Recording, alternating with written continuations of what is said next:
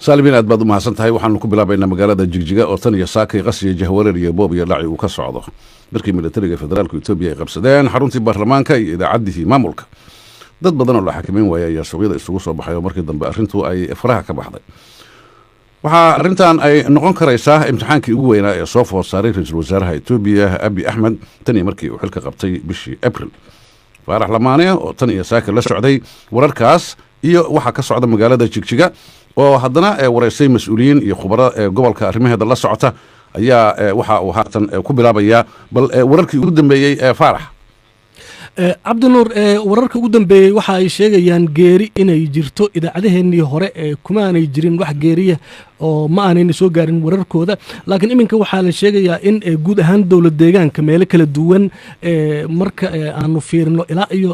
dhimashada ay 10 qof gaarayso oo 5 kamid ah laga soo sheegay magaalada Jigjiga 2 qof meydkooda waxa la sheegayaa in ilaa iminka uu yaalo bartamaha magaalada 3 qofna waxa la sheegayaa meel kale oo isla magaalada ah in lagu arkay 2 qof ee magaalada bartamaheeda yaalana waxa la ii sheegay inaysan ahayn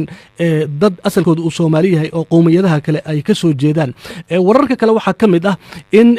internetka iyo korontada iyo biyaha intaba laga jaray magaalada Jigjiga marka ma garan doono sida ay xaaladda noqon doonto saacadaha soo socda maadaama biyuhu ay yihiin wax asaasiga ah ee nolosha muhiimka u ah waxa kale oo la soo sheegayaa iyadana inaanu qabsoomi doonin shir ay odayaashu isugu imaan lahaayeen maalinta bariya inkastoo laga yaabo shirka inuu dhaco haddana ilaa iminka waxa la leeyahay sansaante shirkaas uu ku dhici lahaa ma muuqato mushkiladana waxa la sheegayaa inay bilaabatay saacadu markay ahayd 8 markaasoo xubnaha baarlamaanku ay isu soo diyaariyeen inay ka qayb galaan kulan baarlamaanku uu yeelan lahaa oo aan caadi ahayn mushkiladda waxa wax laga saarayaa kulankaas mid ka horeeyay oo xalay dhacay laakiin ilaa iyo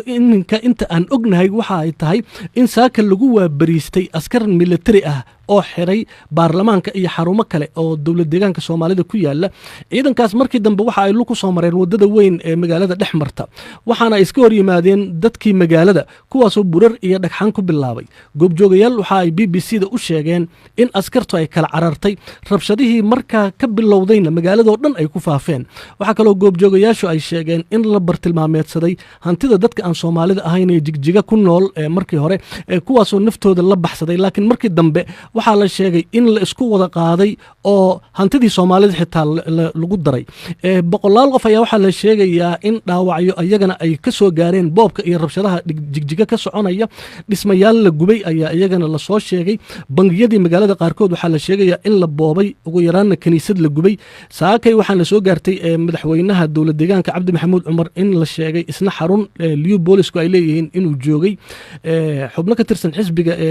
dimuqraadiga shacbiga Soomaalida Itoobiya oo Cabdi Maxamuud Cumar xubin ka yahay qaarkood iyagana Facebook ay ka hadlayeen inkastoo hadaladooda ay u badnaayeen hadallo keen ah dhinaca kalena warar aan la xaqiijin waxa ay sheegayaan in xubno ka tirsan ciidanka ammaanka ay ku lug leeyihiin boobka iyo rabshadaha marka muuqaalka guud marka la fiiriyo tan iyo saakay ilaa iyo waqtigan magaalada Jigjiga waxay u muuqataa in sharcigii iyo kala dambeyntii oo meesha ka baxay oo magaaladu ay ku jirto xaalad fawda ah meel walba waxa lagu arkayaa dhalinyaro qamaamaysa dukaamo la jabsanayo hanti la boobayo garaad kulmiye garaad maxamed garaad dool oo kamid ah cuqaasha ugu sareysa ee dhinaca dhaqanka ayaa baaq soo jeediyay waxa uu ka codsaday dadka inay isdajiyaan hantida dadka aan la boobin dadka aan Soomaalida ahayn iyo Soomaalida xitaa in la nabadgeliyo naftooda iyo hantidooda haddaba arrimahaas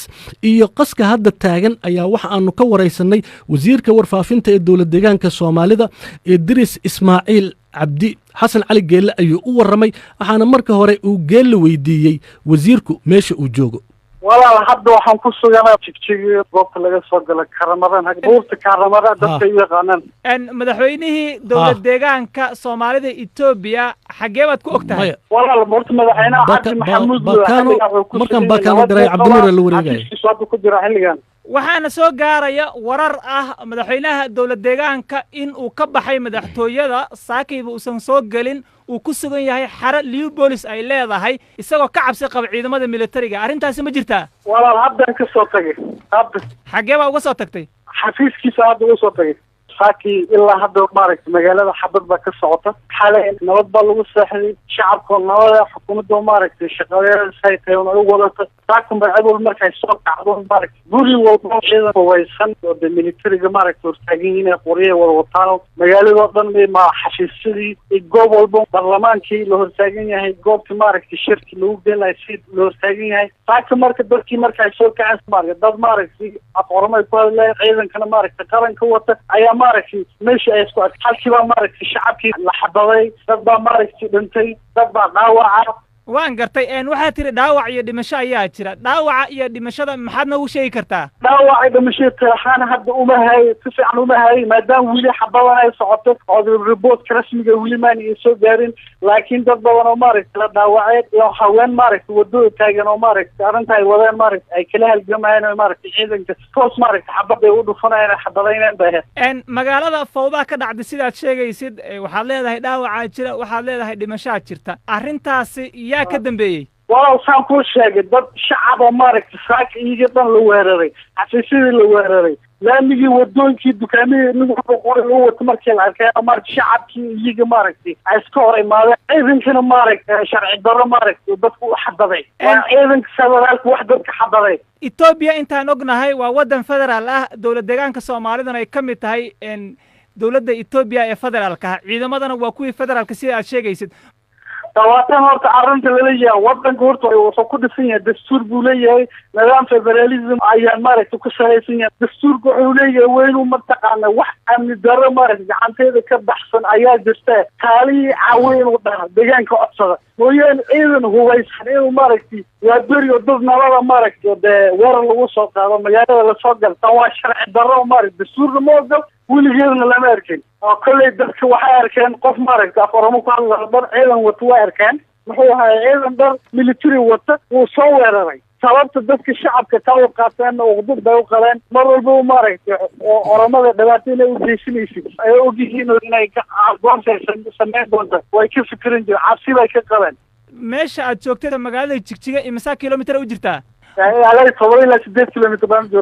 waxaa nagu maqaal ah in halkaasi aad u joogtaan in ciidamo ka soo baxay meel kale oo dowladda federaalka oo military ah aad ciidan u diyaariseen oo aad doonaysaan inaad weerartaan markay magaalada soo galayaan warkaasi ma jira maya waxaa jirta wax kale maaha shacabkii wadada maadaama ay xireen ay xanaaqsan yihiin wadadii baan leenahay taan baan usoo baxnay hadda leenahay wadada ka jooga taan baan u yimid shacabka gudaha magaalada Jigjiga oo ay rabshadaha ka dhaceen ayay ku sugan yihiin adigana waxaad leedahay 5 ilaa 6 kilomitir ayaan magaalada u jira marka meeshaasi maxaad ka samaynaysaa taan baan u yimid horta xaaladda jirta xaggana xogkaaga oo u imaado qabileeshan aga dadkana maaragtay maadaama mas-uuliinka kuwa kale ay xaggan joogaan aan la hadlay nin walba mas-uuliin walba waa iskala qaybsooday xaaladan maaragtay dadka in lala hadlo la dejiye xaaladda taa in lagu saleeyo lagu wada hadlo maadaama ay taan go-aan aan ku wada qaadanay cid walba horta taa shaqaa ku jirta annaga taan baan shaqadeeda ka mid tahay laakiin way jirtaa soo maaha in buurtaasi aad ciidamo ku diyaariseen oo ciidamo ku sugan yihiin awal magaalada gudaheeda joogay